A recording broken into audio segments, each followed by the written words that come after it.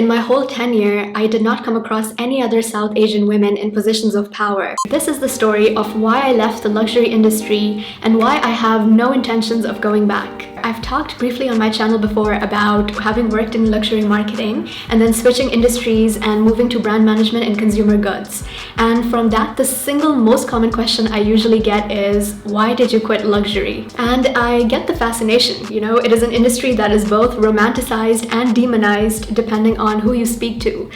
People usually have very strong opinions, and I respect that. I was also always fascinated that you could take two identical products, slap a logo sticker on one of them, and suddenly people would be willing to pay 10, 20 times more for the same item. I want to learn how this business works, I thought to myself. So right after university, with sparkles in my eyes and so much enthusiasm, I went into the industry so that I could learn how to build dreams. So here's the deal. I don't want to make a hate video because frankly that's boring. And from the title of this video, you already know that I didn't like it enough there to stay. Nor am I here to tell you whether to join the industry or run far, far away, because frankly that's not my place. What I want to do is share my real, unfiltered personal experience. I spent 3 years in the industry as a marketing assistant, which is a standard entry-level position. And let's just say that you are a fly on the wall to many conversations.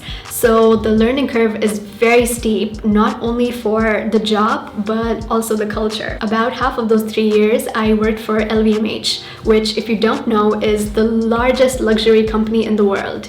Essentially, besides Chanel and Hermes, if there's any other luxury brand you can think of, they are probably owned by LVMH. So we're talking big money and very high stakes and a standard of excellence that is very high. Ultimately, my bad experiences were clearly not worth the positives for me personally, so I was really happy to get out. But maybe your takeaway from this video might be that it's still worth it. I'll try to give my balanced, nuanced view. Take what you like, leave what you don't. Okay, let's get into it. This is a really big one because I personally found it quite difficult to relate to most of my colleagues. First of all, because at its core, luxury and fashion is a creative field. A lot of creative people work there. And these creative people, while they can be brilliant at the art, they can also be not necessarily mean, but just very eccentric personalities. Not everyone is like that, of course, but I've certainly had the pleasure of coming across many such personalities and honestly some really big egos. Also, while anyone can go through the recruiting process and get into these companies like I did notice that most of the people that I came across came from extremely wealthy backgrounds. And this then seeps into the culture, right? Like your Monday morning coffee chats are about which latest club opening you went to on the weekend or where you're planning to go skiing in the winter. It just becomes a way to bond with each other. I personally don't come from that world, so I always found it a little bit difficult to engage in those conversations. And I never truly felt like I fit in. My priorities and what interested me was always a little bit different, so it really wasn't a good fit. And it takes you back unexpectedly sometimes, right? Like you'll be having a conversation with a colleague and they'll be telling you about a pet that they had growing up. And as the conversation progresses, you slowly realize that their pet Milo that they're talking about is actually not a dog, but a horse. I really don't know how to relate to that except to say, that sounds great, and move on with my day. Like I mentioned, there is some ego around in the industry. Not always, but it's not uncommon. And because of this, there are certain cultural nuances that you start picking up on as you spend more time there. One of the first things I ever got in trouble for was when I was sending out an email, and in the to column where you add the recipients, I didn't add the recipients in order of their rank in the company. After I sent the email, my manager kind of pulled me aside and explained to me that you can't do that. The person that is going to be receiving this could be really offended that I added their direct report's name before them. It's not something I had ever considered that someone could take offense with. And I literally had to resend the email. So basically had to follow up and send another email following that, apologizing for the mix-up, for not getting the names right. This top-down culture is really prevalent in small but obvious ways. Like the junior team actually does most of the groundwork when it comes to organizing events. But when it comes to the end of the event and the internal and the external team want to praise the work that was done and congratulate the person, they never directly congratulate the junior team member, and it usually tends to be the manager of that person. So everyone will kind of reach out to the manager of the direct report. The politics of hierarchy and the social codes are present in almost every conversation you have, and I personally found them to be very exhausting. So if you are joining the industry, just try to be aware of them and try to observe them.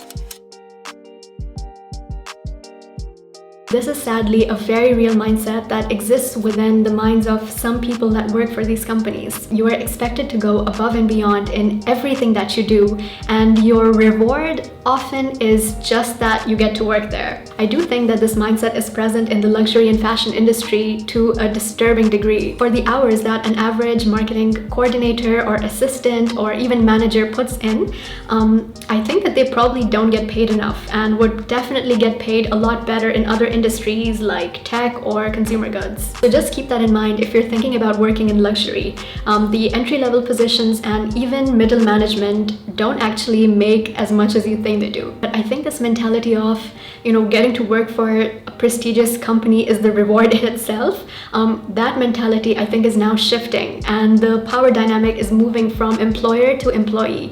And I'm really happy about that, and I hope we also see more of that in the luxury industry.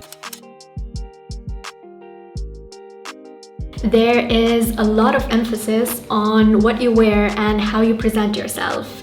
It's not quite in the Devil Wears Prada way, where someone will come up to you and directly comment on your clothes. But like I mentioned before, a lot of people that work here come from extremely wealthy backgrounds, and they tend to have an interest and affinity for fashion, garments, and trends, right? That's why they're working there. So they're wealthy and they have an interest in this. So my God, they dress incredible. So the pressure is kind of unspoken, and if you don't make somewhat of a similar effort, you will stand out, and not in a good way. If you already enjoy fashion and clothes, then this is going to be quite easy for you because it's something that you already have an interest in. But for me personally, I was always more interested in the technical side of the business rather than the creative fashion side. So honestly, this is something that I really struggled with. I did not want to wake up in the morning and have to think about the best pairing of clothes every single day.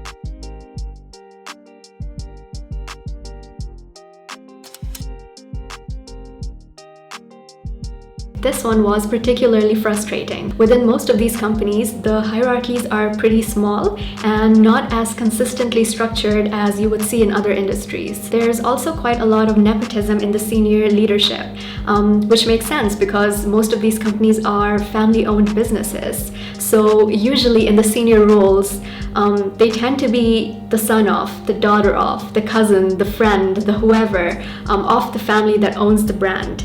And they all tend to come from very similar backgrounds. This means that for everyone else, as they rise through the ranks, it becomes very competitive and cutthroat, and a lot of politics seep in. This lack of structure ultimately means that it does become about who's going to be the favorite to get chosen for promotions into key roles. And so I could already kind of see a ceiling for my career that I don't think I would have been able to break. And bear in mind that I'm also brown, right? I'm South Asian, and in my whole tenure, I did not come across any other South Asian women in positions of power, so that wasn't really promising. Well, I quite liked the role and the creative groundwork, but ultimately I decided that I didn't love the industry enough to have to go through that uphill battle for the rest of my career.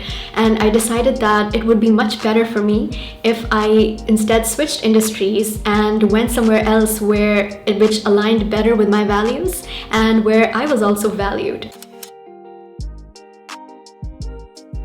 Like I said at the beginning, my entire motivation for joining this industry was about learning the business and learning how to create these aspirational brands and these larger-than-life, beautiful campaigns. And I did pick up some great branding and marketing skills through this experience. However, the learning that these companies formally provide to you, especially at junior and mid-managerial level, tends to be centered around the brand and not really around the business. At least in the first 5 years of your career, most of the learning will be about the inspiration, history, and heritage of the brand. And that is the most important thing. The heritage is what these brands are built on. So if there's only one thing that these companies are going to want to make sure that the junior team knows about, it is the heritage and the legacy and the inspiration. You don't really get trained on consumer analytics or markets or business management, which is what I ultimately wanted long-term out of my career. I want to learn how to build successful businesses. The knowledge I gained about those actual brands was great, and it was very helpful when I had those jobs. But that knowledge is not very transferable, and I feel like it doesn't really help you grow long term. It only helps you grow just enough so you can be of service to the brand, and nothing really more than that. I decided that my 20s were really valuable, and I did not want to spend it in a place where I felt like I had stopped learning. I wanted to spend my 20s experiencing and learning and growing as much as I could, and I wasn't really going to be able to do that in luxury anymore. So ultimately, it was just a better decision to leave. So I've spent some time talking about my personal experiences and why I did not want to stay and build a career there. So you might be thinking, this sounds insane. Like, why do people still want to work in such a toxic place? So the honest answer is no industry is perfect, and that also applies to luxury and fashion.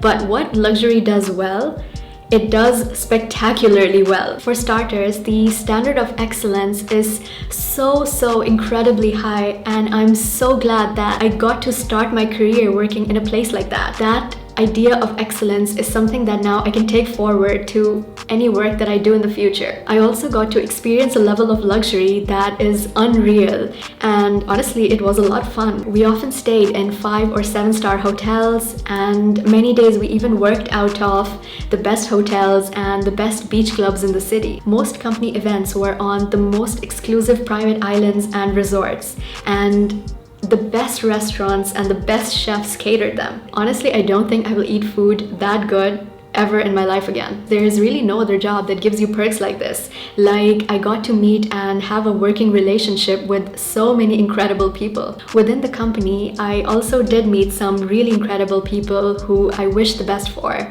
Honestly, I know people who left and pursued other things outside of luxury, and I also know people who are still in that field and they still love it. Obviously, that's not the case for me. In the end, the negatives simply outweighed the positives for me personally, and so it just didn't make sense to build a long-term career there. On a final note, just keep in mind that your experience will depend on your expectations and what you're looking for. Whatever industry you choose, just try to be authentic to yourself, and you'll go way farther and have way more fun. The glamour of any job wears out very quickly once you're actually there. So when that happens, just make sure that you're in a place that makes you feel valued and that can help you get closer to your long-term goals. Let me know what you think about all this in the comments, and see you soon. Bye!